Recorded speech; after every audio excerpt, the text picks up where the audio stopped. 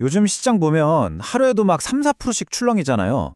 이럴 때마다 꼭 거대한 폭풍우 속에 던져진 작은 배에 올라탄 것 같은 그런 기분, 혹시 느껴보신 적 있으세요? 예측이 전혀 불가능한 이 거친 시장에서 과연 우리가 어떻게 살아남을 수 있을지 오늘 그 생존 전략을 한번 제대로 파헤쳐 보겠습니다. 이 사진 좀 보세요.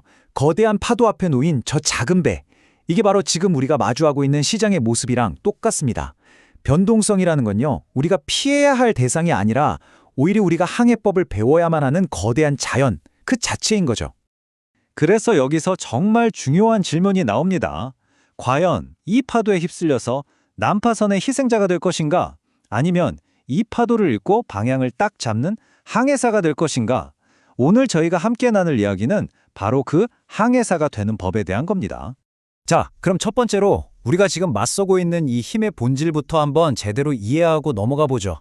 시장의 움직임은요, 그냥 단순하게 주사위 던지는 거랑은 차원이 다릅니다. 전문가들은 이걸 야생적 무작위성이라고 부르는데요. 이게 뭐냐면 나심탈레부의 그 유명한 블랙스완 이론처럼요. 일어날 확률은 정말 낮은데 한 번 딱 터지면 모든 걸 뒤집어 버리는 그런 사건들이 사실은 시장을 지배한다는 겁니다. 이걸 인정하는 것, 이게 모든 전략의 진짜 시작점입니다. 아니, 그러면 이 예측 불가능한 변동성은 무조건 나쁜 걸까요? 꼭 그렇지만은 않아요.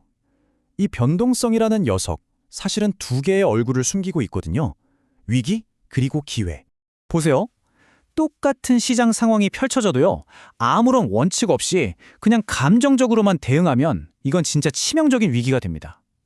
하지만 철저하게 준비된 투자자에게는요, 이 변동성이 오히려 단기 수익을 극대화할 수 있는 엄청난 기회가 되는 거죠.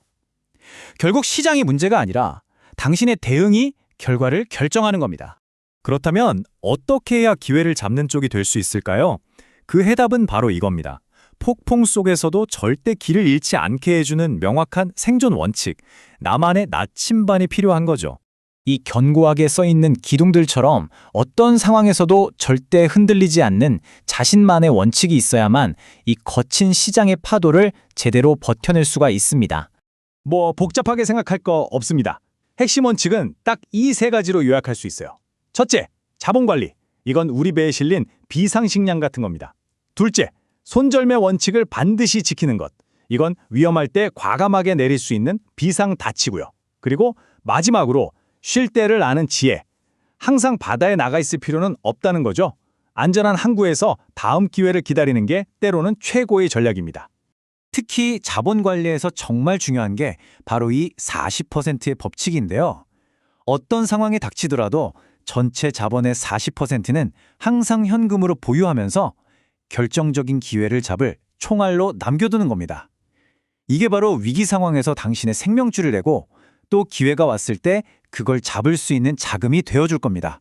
이 원칙을 지키는 게 대체 얼마나 중요한지 한 유명 투자자의 실제 HLB 손절매 사례를 통해서 한번 구체적으로 들여다볼게요.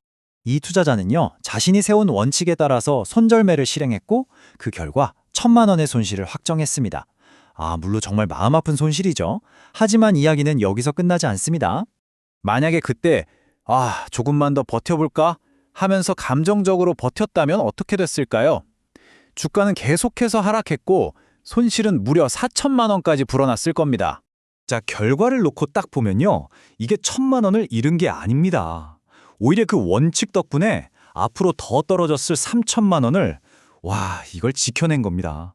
이게 바로 원칙의 힘이라는 거죠. 여러분, 손절은요, 패배가 아니에요.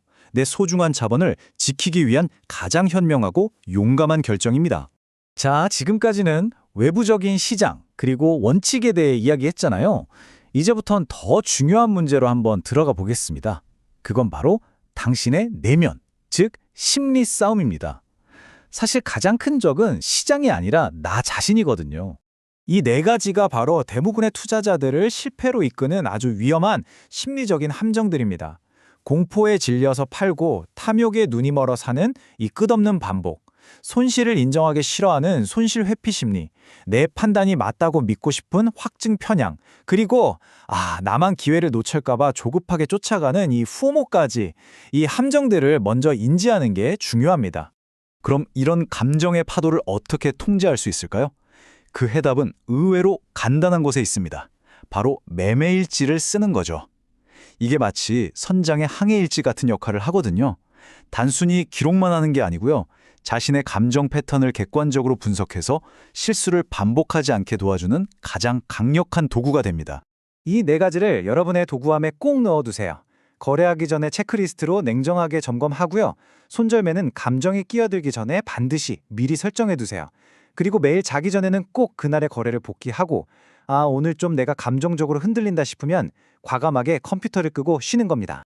자, 이제 마지막입니다. 이 모든 것을 아우르는 원칙 있는 투자자는 과연 어떤 마인드셋을 가져야 하는지 한번 정리해 보겠습니다. 이 문장이 핵심을 그대로 꿰뚫고 있습니다. 쉬는 것도 실력이다. 기본 포지션은 현금이다. 많은 사람들이 항상 무언가를 사야만 한다고 생각하는데요. 진짜 고수와 하수의 차이는 바로 이 쉴 때를 아느냐 모르느냐에서 드러납니다. 확실한 기회가 보일 때까지 현금을 들고 차분하게 기다리는 것. 그것이 바로 우리의 기본 자세가 되어야 합니다. 우리는 시장을 예측하는 점쟁이가 아닙니다. 우리는 어떤 폭풍이 몰아쳐도 버틸 수 있도록 배를 단단하게 만들고 나침반을 준비하고 비상식량을 갖춘 그런 노련한 항해사가 되어야 하는 거죠. 기억하세요. 예측이 아니라 준비가 핵심입니다. 한두 번의 짜릿한 수익보다 훨씬 더 중요한 것은요, 이 거친 시장에서 오랫동안 살아남는 겁니다. 왜냐하면 생존만 한다면 기회는 정말 반드시 다시 찾아오기 때문이죠. 그러니까 수익이 아니라 생존을 궁극적인 목표로 삼으셔야 합니다. 시장은요, 앞으로도 계속 우리를 시험에 들게 할 겁니다. 우리의 탐욕을 자극하고 또 공포를 불어넣겠죠? 이 시간을 마무리하면서 이 질문을 스스로에게 한번 꼭 던져보셨으면 좋겠습니다. 시장의 변덕스러움과 당신이 세운 원칙, 과연 어느 쪽이 더 강한가요? 그 답이 바로 당신의 투자 결과를 결정하게 될 겁니다.